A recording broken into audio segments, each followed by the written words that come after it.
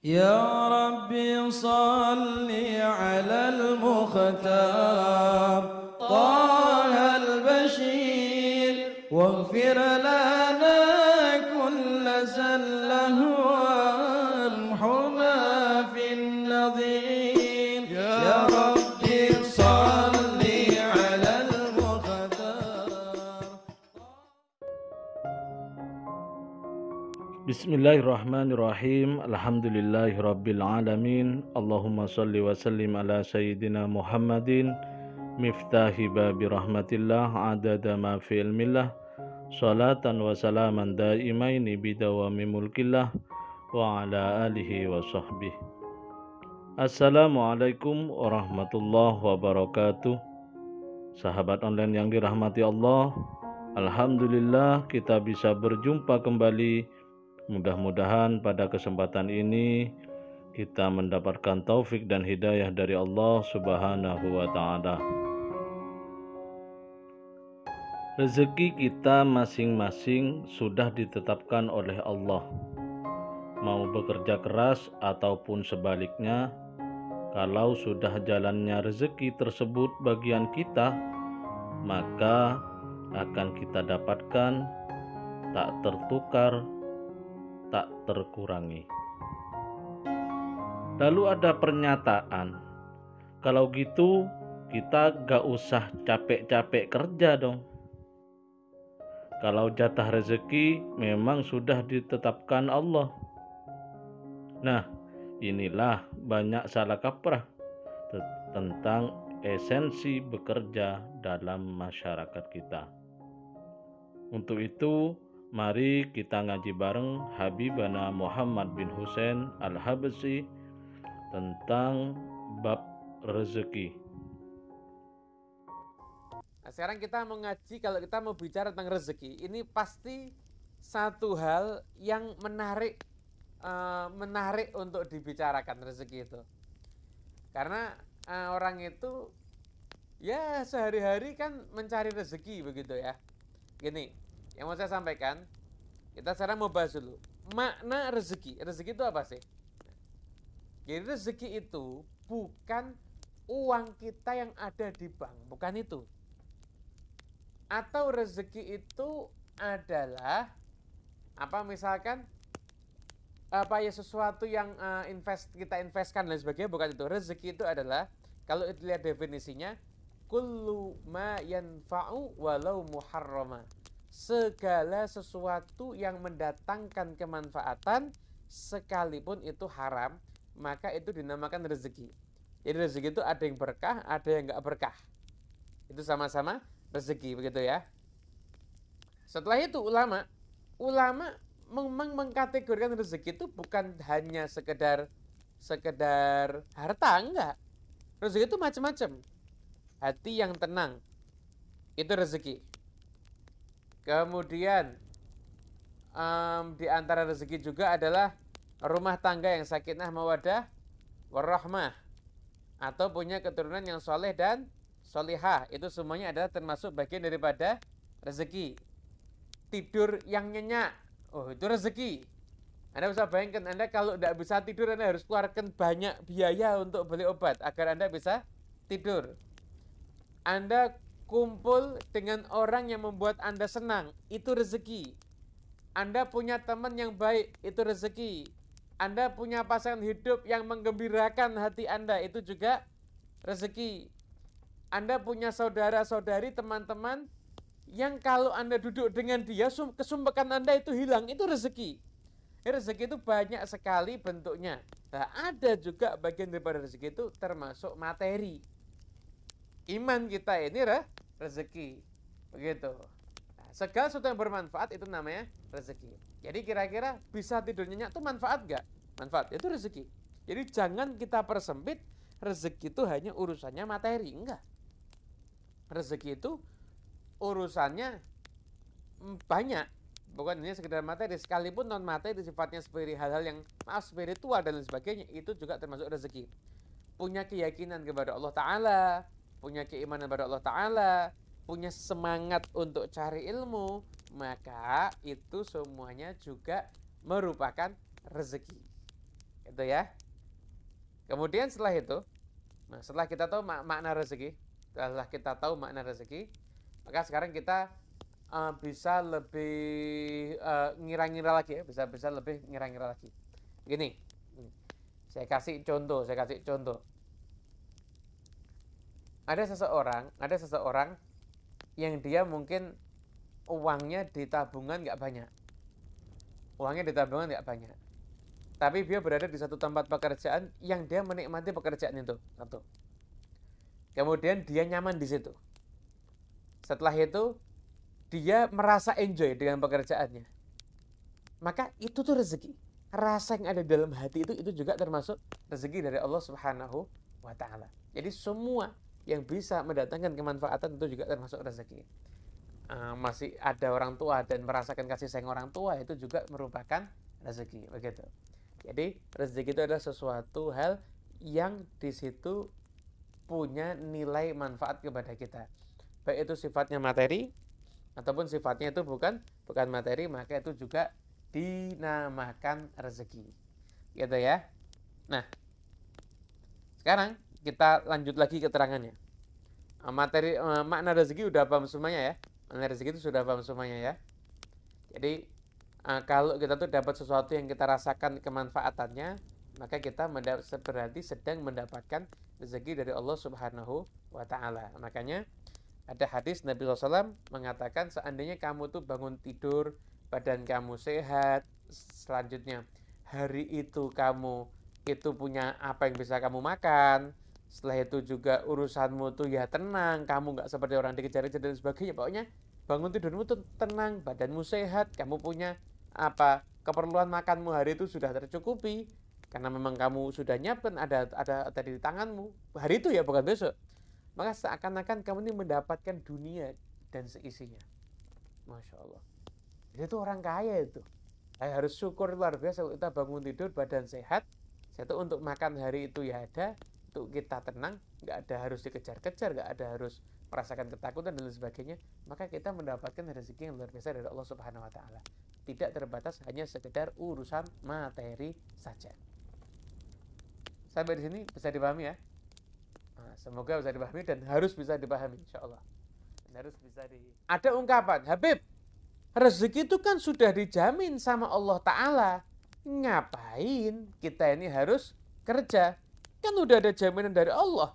Semuanya itu akan mendapatkan rezeki dari Allah Subhanahu wa Ta'ala. Gitu. Ada yang nanya begitu. Sekarang saya terangkan. Kerja sama rezeki. Ya. Kerja sama rezeki. Gitu. Betul. Rezeki sudah dijamin oleh Allah Ta'ala. Allah Ta'ala itu akan memberikan rezeki kepada hambanya. Wa ma min dabbatin fil ardi illa 'alallahi rizquha.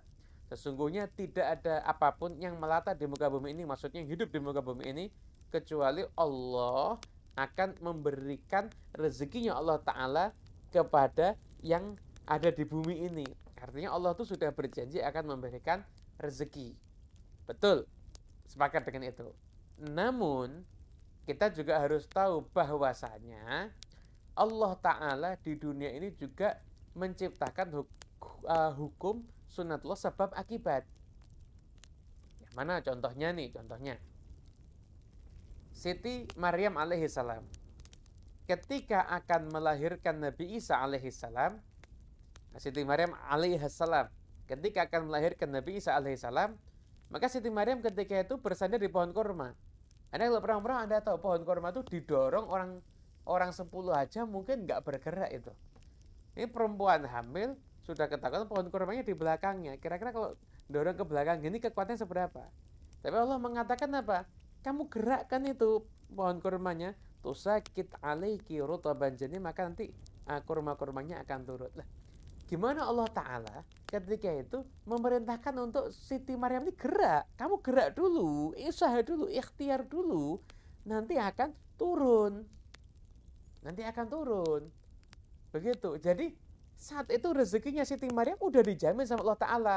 Kalau Siti Maryam itu menggerakkan pohon itu, sekalipun pohon itu nggak bergerak ketika didorong sama beliau, tapi ada usaha, maka bukan karena usahanya, tapi karena gerakannya, niatnya ini loh, ikhtiarnya ini loh.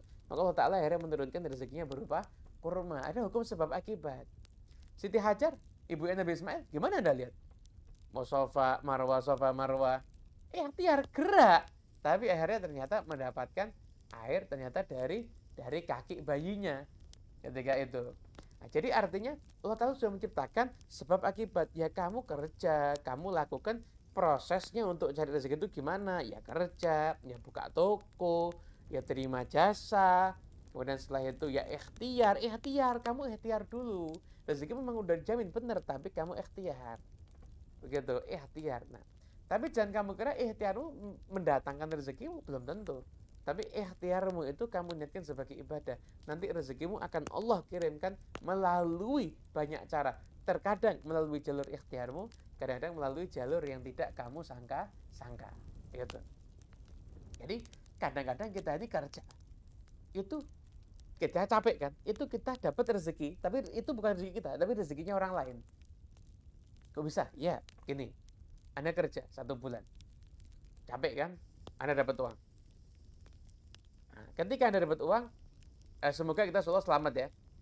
Anak sakit, ada orang jajan kita lah, ada orang kerja 1 minggu lah katakan, 1 minggu kerja, dia terima keuntungan. Begitu dia bawa keuntungannya ke rumah, anaknya sakit. Setelah itu harus dibawa ke dokter, saya tuh bayar dokter dan lain sebagainya, uangnya itu habis. Berarti dia kerja itu bukan untuk cari rezeki buat dia, tapi rezeki untuk dokter itu tadi. Begitu loh. Paham enggak lah? Jadi artinya apa? Ya kita tetap kerja aja. Jadi tugas kita adalah kerja kita tetap kerja aja. Nanti Allah Ta'ala akan mendatangkan rezekinya kepada kita lewat jalur yang tidak diduga-duga. Itulah cara kerjanya Allah Ta'ala itu seperti itu. Nah, teman-teman semuanya yang dimuliakan Allah Subhanahu Wa Ta'ala, membahas bab rezeki ini ya menarik ya. Membahas bab rezeki ini memang menarik. Nah, saya lanjutin lagi. Jadi ikhtiar kita ini harus. Setelah itu nanti jalurnya rezeki itu kadang-kadang lewat ikhtiar kita, kadang-kadang juga melalui jalur-jalur yang lain. Jadi tidak wajib ketika kita ikhtiar kita dapat rezeki, dan tidak wajib pula ketika kita nggak ikhtiar kita nggak dapat rezeki. Enggak. Tapi rezeki kita itu dari Allah Subhanahu Wa Ta'ala. Namun sebagai seorang hamba yang tinggal di muka bumi ini, kita mengikuti sunnatullah untuk berikhtiar. Gitu. Sama kayak urusan pandemi. Ya ikhtiar menghindarkan diri dari penyakit di rumah.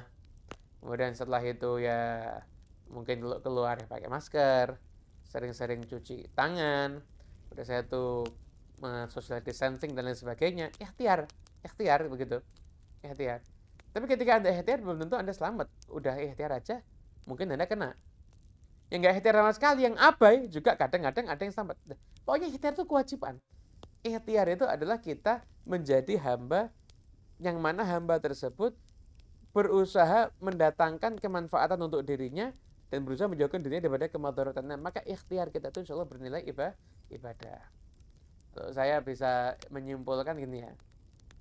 Ikhtiarlah kita. Seakan-akan ikhtiar kita itu segalanya. Kerjalah kita, seakan-akan kerja kita itu segalanya. Ikutilah prokes, seakan-akan prokes itu segalanya. Nah, namun setelah itu jasad kita ini ikhtiar, hati kita tawakal, pasrah kepada Allah, seakan-akan kita tidak punya segalanya, yang kita miliki hanya Allah Subhanahu Wa Ta'ala. Jadi ketika Anda kerja, Anda jangan mikir kerja Anda akan mendatangkan rezeki buat Anda. Enggak. Anda kerja Anda, niat Anda untuk jadi orang yang bermanfaat untuk orang lain. Kadang Allah Ta'ala kasih jalur rezeki lewat situ. Kadang Allah Ta'ala kasih jalur rezeki lewat hal yang lainnya. Tapi yang jelas ketika Anda sudah bekerja, niatnya Anda untuk jadi orang yang bermanfaat kepada orang lain, maka insya Allah Anda akan menjadi orang yang dekat dengan Allah Subhanahu Wa Ta'ala. Begitu. Habib, gini aja deh Habib.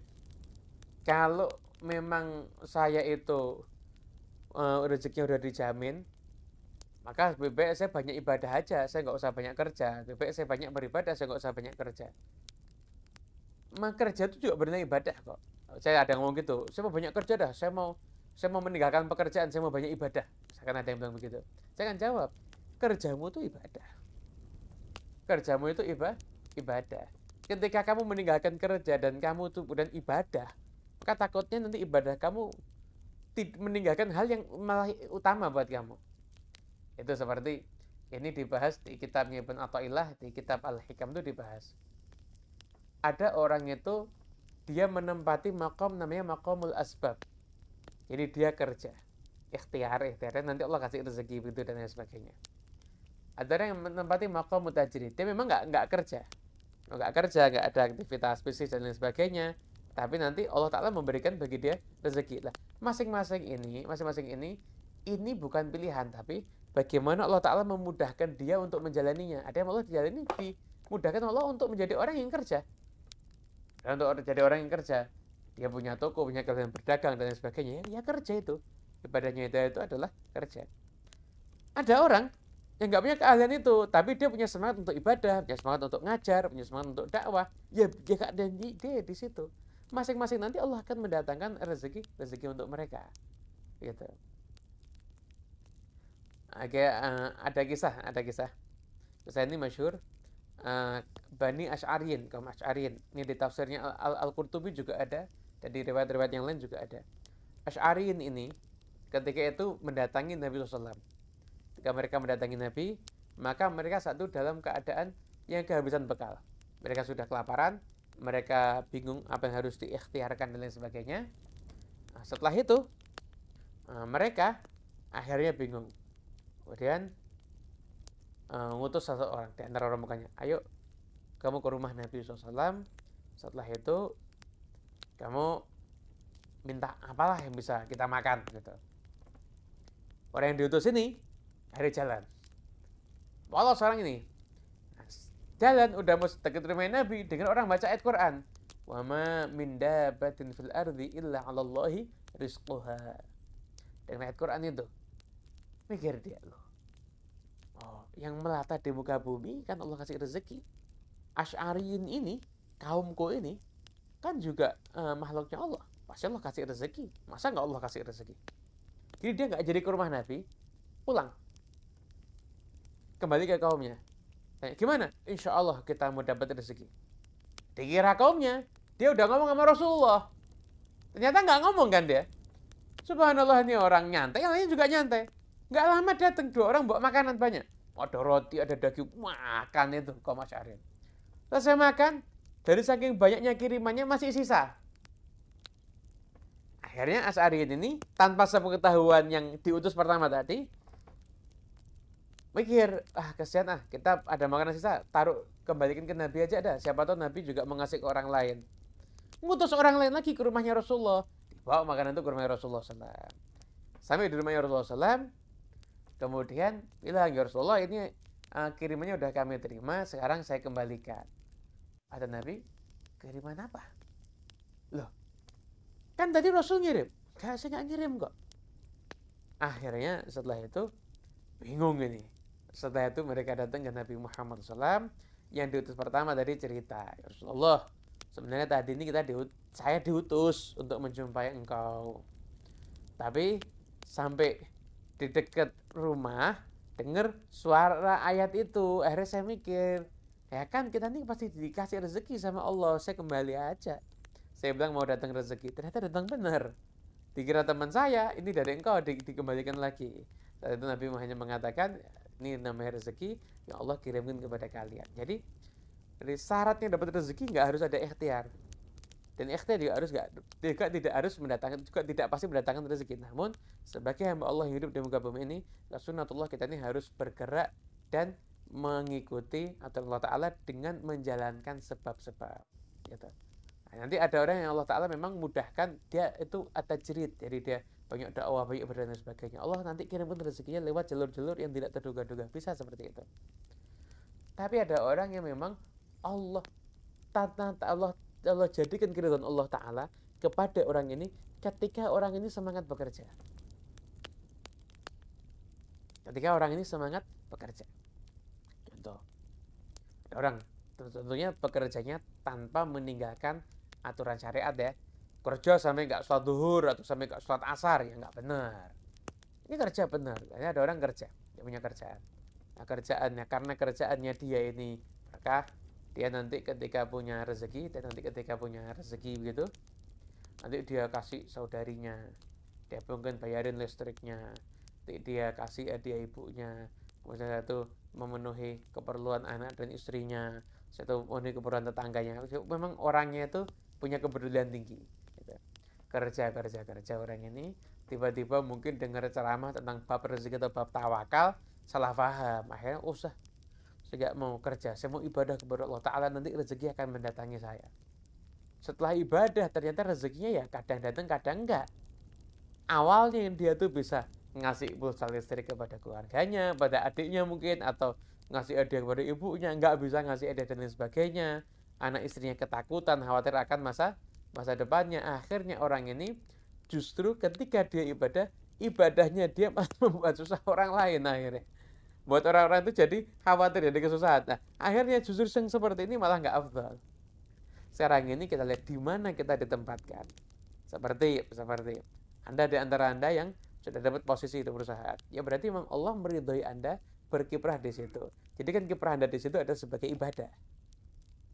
Ada yang punya keahlian berdagang, jadikan dagangmu itu adalah sebagai ibadah. Ada orang yang memang punya kelebihan, orang ini punya kelebihan di dalam dia itu desain. Nah, jadi keahlianmu mendesain itu sebagai ikhtiar kamu mencari rezeki, dan itu adalah sebagai ibadah. Intinya ikhtiar itu paketnya sendiri, rezeki itu paketnya sendiri. Dan rezeki itu murni dari Allah Subhanahu wa Ta'ala. Begitu. Jadi ya kadang-kadang sudah kerja capek nggak kaya-kaya. Ada orang sudah nggak kerjanya seadanya tapi justru mendapatkan harta banyak.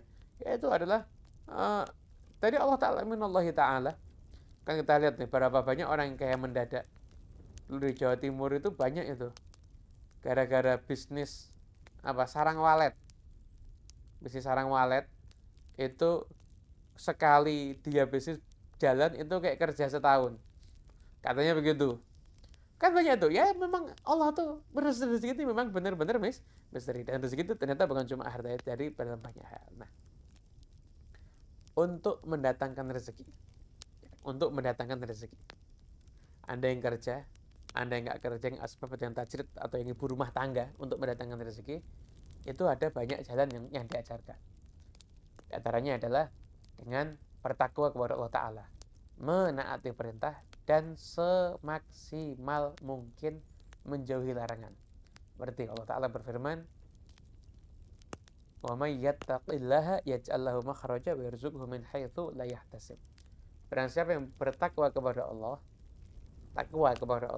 yaj'al lahu makhraja, Allah akan memberikan kepada dia jalan keluar, dan nanti akan mendapatkan rezeki dari jalur yang tidak terduga-duga. Jadi di dalam ayat ini Allah ngasih syarat dulu. Wa may yattaqillaha. Ini syaratnya. Wa may yattaqillaha, barang siapa bertakwa kepada Allah. Takwa kepada Allah. Takut sama Allah. Jalankan perintah, menjauhi larangan. Takwa sama Allah. Ini syaratnya. Apa yang terjadi kalau dia itu sudah takwa? Yaj'allahu makhraja. Allah akan memberikan kepada dia jalan keluar. Jadi kalau dia ada masalahnya itu, Allah akan memberikan kepada dia jalan keluar. Setelah itu wa yarzuqhu min haitsu la yahtasib, dan Allah akan memberikan rezeki kepada dia melalui jalur yang tidak diduga-duga. Itulah cara untuk mendapatkan rezeki. Ada juga lewat istighfar. Katakan man lazimal istighfara ja'alallahu min kulli hammin faraja wa min kulli dhiqin makhraja wa razaqahu min haitsu la yahtasib. Barang siapa yang melazimi istighfar, sering beristighfar, maka setiap dia itu sumpek, dia akan mendapatkan obat untuk kegelisahan hatinya.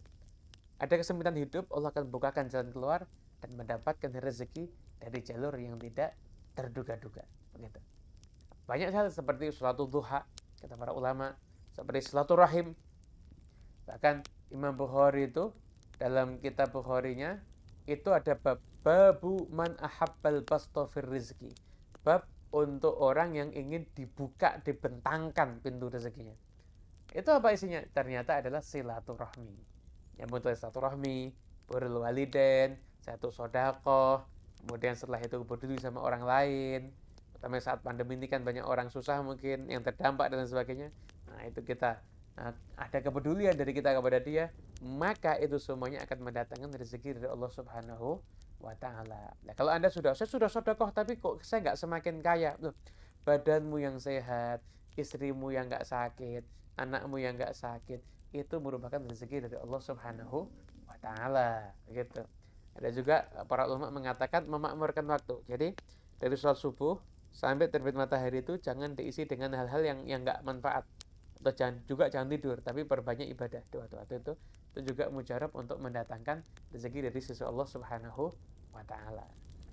Mungkin ini sebagai penyampaian dari saya, mudah-mudahan barokah dan manfaat. Nah, selanjutnya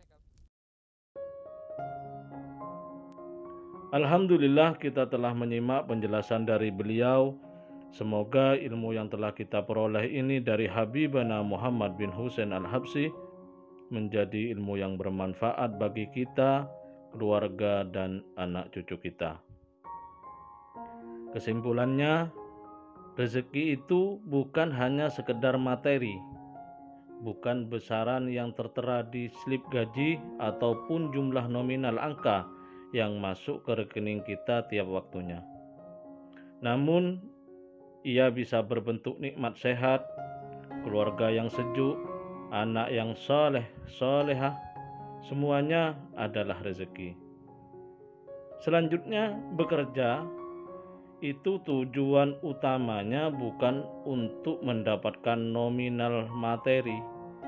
Tujuan bekerja itu adalah untuk ibadah, mendekatkan diri kepada Allah. Allah mengganjar ikhtiar hambanya dalam bekerja mencari nafkah, bukan dengan besarnya upah, tapi dengan besarnya pahala dan ampunan Allah. Mudah-mudahan oleh Allah Ta'ala kita diberi umur yang panjang dalam ketaatan, rezeki yang melimpah, datang dari segala arah tanpa susah payah, dan kelak diberi husnul khotimah dan masuk jannah. Amin ya rabbal alamin. Wallahu a'lam bishawab. Semoga barokah dan manfaat. Assalamualaikum warahmatullahi taala wabarakatuh.